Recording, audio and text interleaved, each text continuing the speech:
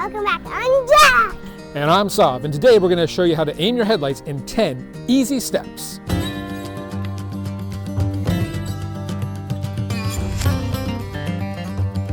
The first 4 steps you can do anytime, but it's best to do it when you have plenty of daylight.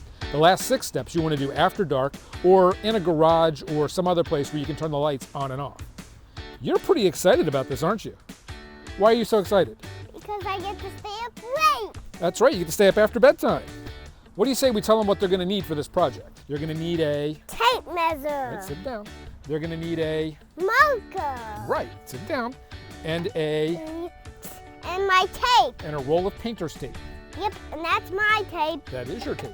For our 2020 Chevy Silverado, we're also going to need a Phillips head screwdriver.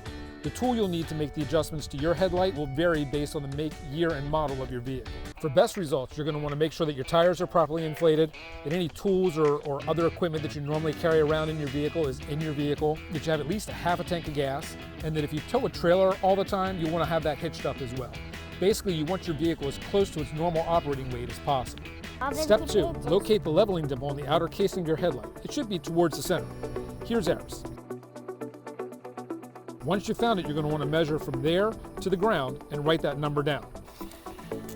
Okay, can you read this number? What is that number? 7. No, what's that lower number? 4. What's the upper number? 8. 4'8". So 48 inches. I'm going 4'8". All right, can you write 4'8" on the book? Great, we're going to need that number tonight.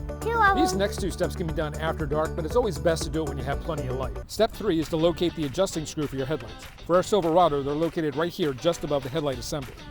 You may have 1 for each light or 2 if your vehicle allows for horizontal and vertical adjustments as well.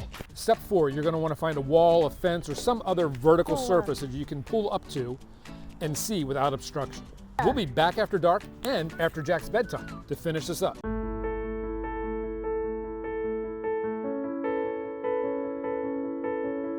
Welcome back, I'm Jack. Welcome back, he's Saav. And we're back.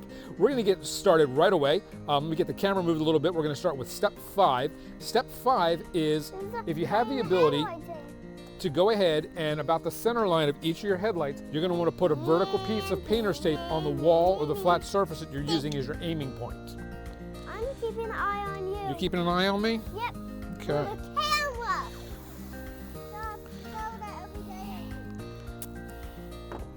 All right, so about right here. And about right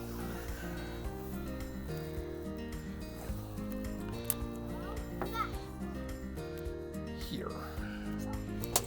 Step 6 is to mark your aiming point. On your left-hand side, you want to be about 4 inches lower than the height of your aiming dimple, and on the right-hand side, you want to be 2 inches lower. This is going to ensure that you don't blind oncoming drivers, but it's also going to give you some pretty good visibility on the right-hand side for pedestrians, for animals that might be approaching the road, or other road hazards. Our dimple height was 48 inches, so that means on this side, we want to go down to 44, and on this side, we're going to go down to 46. So let's go ahead and get that marked, Jack.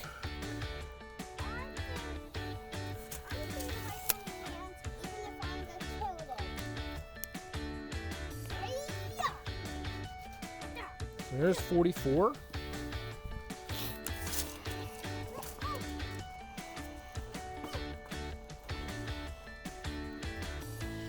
right, so the trick here is to put your tape so that the bottom of the tape is at the bottom of your target height.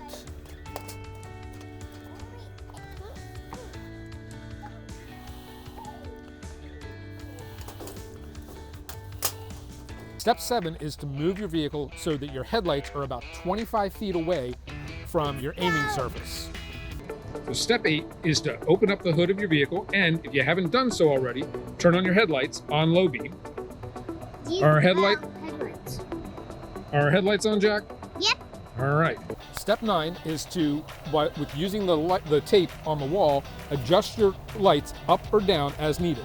Turning the screw right takes the light down, and turning it left takes it up.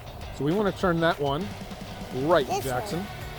Okay, now wait a minute. Here. Right. See the headlight going down? Yes. See it coming up? All right. So we want to adjust this so that there's jumpy jumper. so that there's almost no light on the tape at all. So you can see the light line.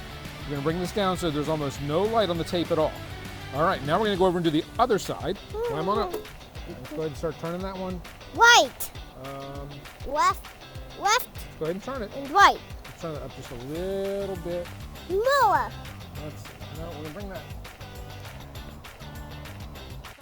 This one actually needs to come up a little bit. There we go. That's looking good. Does that look over on the wall? Does that look good? Yes. Okay. Now, ready for step 10? Yes. You know what step 10 is? No. Let's see if we can get ourselves in camera here. Yes, we can.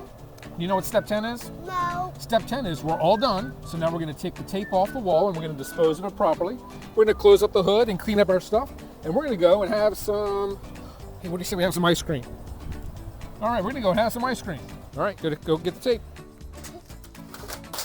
All right, get the next one. Get the other one. Here. Thank you. This is it. Tape. Mixed it with tape. All right, bring it here. Hey, we appreciate you guys stopping by, and we've got lots more projects planned. So be sure to hit that subscribe button to join us for all of our upcoming fun. There's also links to products we've used in the past in the description below, and we'd love it if you hit that like button for us. Until next time.